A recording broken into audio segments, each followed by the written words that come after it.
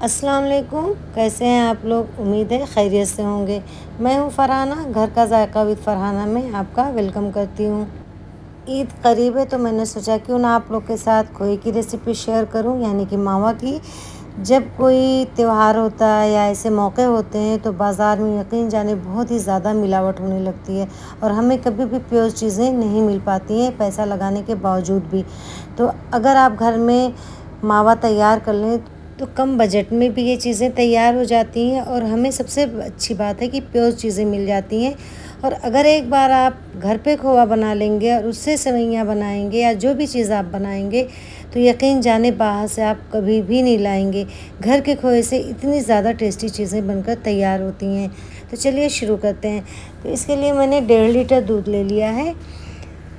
ऐसे तो 1 लीटर दूध में लगभग 200 ग्राम से 250 ग्राम के करीब खोवा बनकर तैयार होता है। अगर दूध बहुत ज़्यादा अच्छा है, बहुत थिक है, बिल्कुल प्योर है तो 250 ग्राम तक भी खोवा बन जाता है 1 लीटर दूध में। वैसे नॉर्मली 200 ग्राम 150 से 200 ग्राम के करीब बन ही जाता है। तो मैंने बुफेलो मिल्क लिया है, भैंस का दूध लिया है। फुल फैट मिल्क आप लें, जो भी लें, क्योंकि खोवा फुल फैट मिल्क का ही बनाया जाता है।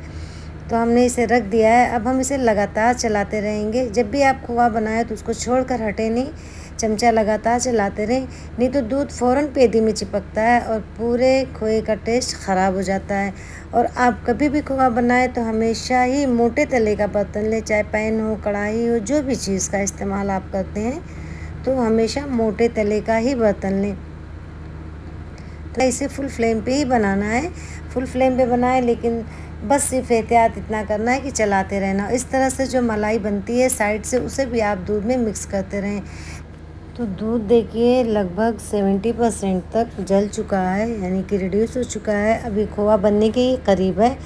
तो देखिए इस तरह से बहुत गाढ़ा हो चुका है, थिक हो चुका है। अब इस स्टेज पे तो हमें 1 मिनट के लिए भी हाथ नहीं रोकना है और चमचा लगातार चलाते ही रहना है। आप फुल फ्लेम पे भी बना सकते हैं और मीडियम भी इस स्टेज पे आके कर सकते हैं, लेकिन मैं फुल पे ही करती हूँ।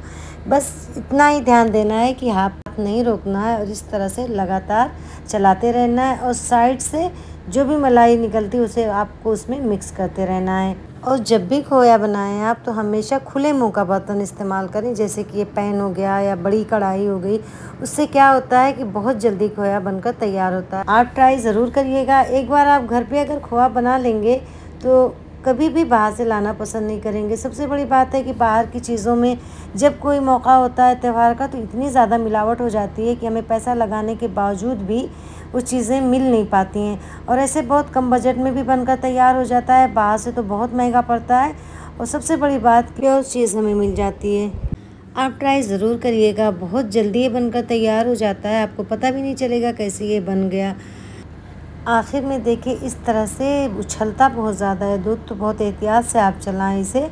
और इस स्टेज पे आप फ्लेम को मीडियम भी कर सकते हैं, लेकिन मैं फुल फ्लेम पे ही बनाती हूँ। बस एहतियात यही है कि हाथ रोकना नहीं है। तो खोया लगभग हमारा तैयार है। अब हम इसे सिर्फ 1 से 2 मिनट तक और भूनेंगे।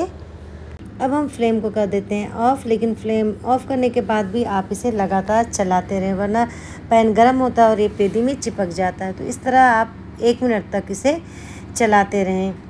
और इस तरह जब गर्म रहे तभी हम इसे एक बर्तन में निकाल देते हैं, नहीं तो ठंडा होने के बाद फिर ये पैन में चिपकने लगता है। तो अभी ये इस तरह से लग रहा है कि थोड़ा सा पतला है, लेकिन जब आप इसे ठंडा होने देंगे तो उसके बाद ये बहुत ज़्यादा थिक हो जाएगा, जैसे कि हमें चाहिए होता है।